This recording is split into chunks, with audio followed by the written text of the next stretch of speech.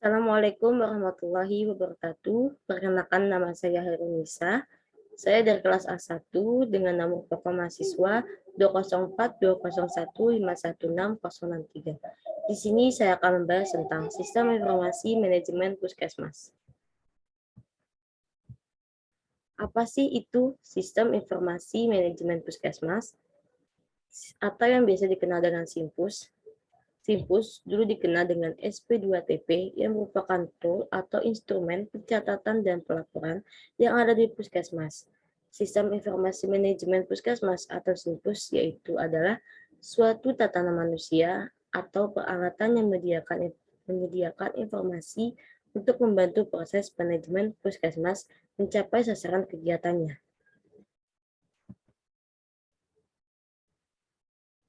Apa sih itu tujuan Sistem Informasi Manajemen Puskesmas?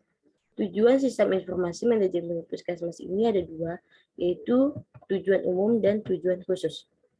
Tujuan umumnya yaitu adalah meningkatkan kualitas manajemen puskesmas secara lebih detail, lebih berhasil guna, dan lebih berdaya guna melalui pemanfaatan secara optimal data sistem pencatatan dan pelaporan terpadu puskesmas maupun informasi lainnya yang menunjang kegiatan pelayanan. Dan tujuan khususnya itu ada tiga, yaitu satu, sebagai pedoman penyesuaian dan perencanaan tingkat puskesmas dan pelaksanaan kegiatan pokok puskesmas melalui lokakarya. Yang kedua ada sebagai dasar pemantauan dan evaluasi pelaksanaan pelayanan puskesmas. Yang ketiga itu untuk mengatasi berbagai hambatan pelaksanaan program pokok puskesmas. Alur data SIMPUS. Alur data SIMPUS ini yaitu ada pertama pasien datang ke puskesmas, beberapa puskesmas menyediakan nomor antri maupun digital dan nomor antrian. Dan kedua, pasien akan dipanggil sesuai urutannya untuk didaftarkan di lokal pendaftaran. Pada proses ini dicatat nomor rekam medisnya. Yang ketiga, ada pasien menunggu untuk dipanggil, sementara petugas akan mencari rekam medis lainnya. Dan yang keempat, pasien dipanggil oleh dokter dan masuk ke dalam ruangan pasien. Dan juga pasien akan diperiksa, dicatat anamnesis dan lain-lainnya, termasuk diagnosa dan obat yang diberikan. Dan pasien akan keluar dan langsung ke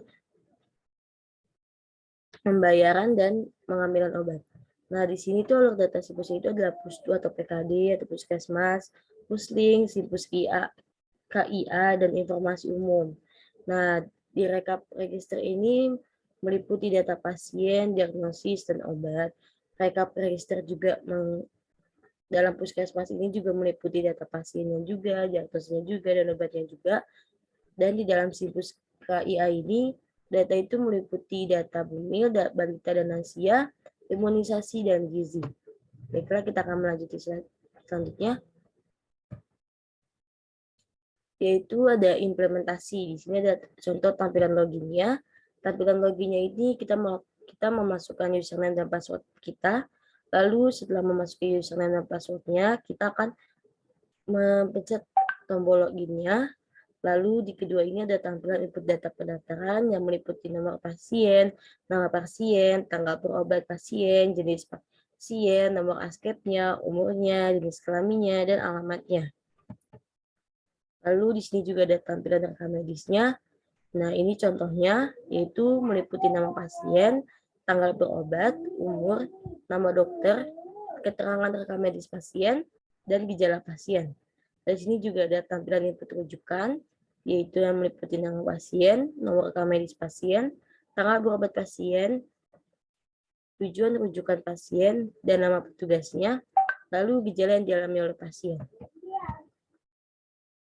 Nah, di dalam tampilan SIMPUS ini ada tiga, yaitu ada laporan rujukan medis, dan laporan medis, dan laporan pasien. Nah, permasalahan dalam pelaporan ini ada apa aja sih? Yaitu ada satu, data-data yang dikerjakan secara manual. Nah, mungkin data-data yang dikerjakan secara manual ini mungkin melakukan kesalahan. Dan juga yang kedua ada pengisian form dan buku register yang terlalu banyak atau rumit. Biasanya kita kalau misalkan di dalam ini tuh kita mengisi banyak banget biodata gitu. Mungkin itu rumit, apalagi yang belum bisa. Dan yang ketiga itu adalah sulit mencari data yang sebelumnya.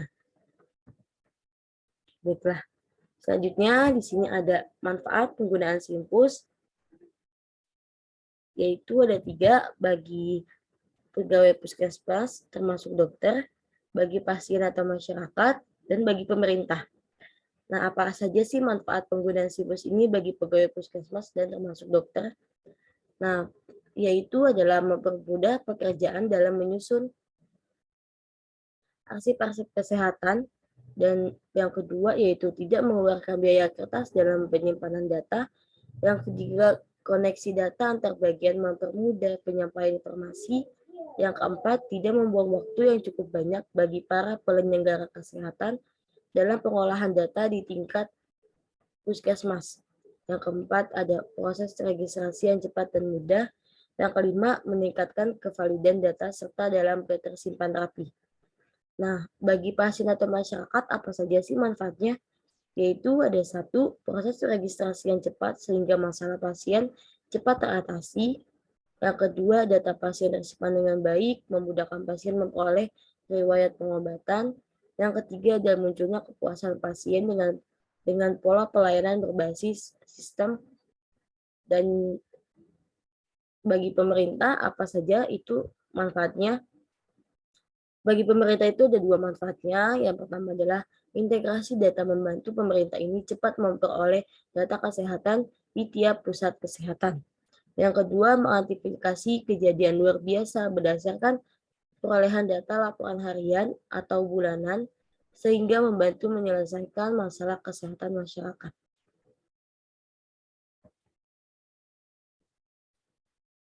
Baiklah, kesimpulannya pada materi ini yaitu Simpus sebagai sistem pengelolaan data berbasis teknologi yang digunakan puskesmas telah membantu sistem kerja puskesmas dalam pengolahan akses dan transfer data antar bagian dan model integrasi, dan memudahkan sistem pelaporan menjadi sebuah alat yang membantu puskesmas dalam meningkatkan kualitas pelayanan kepada masyarakat sehingga terciptanya pelayanan lebih cepat dan tepat dan akurat.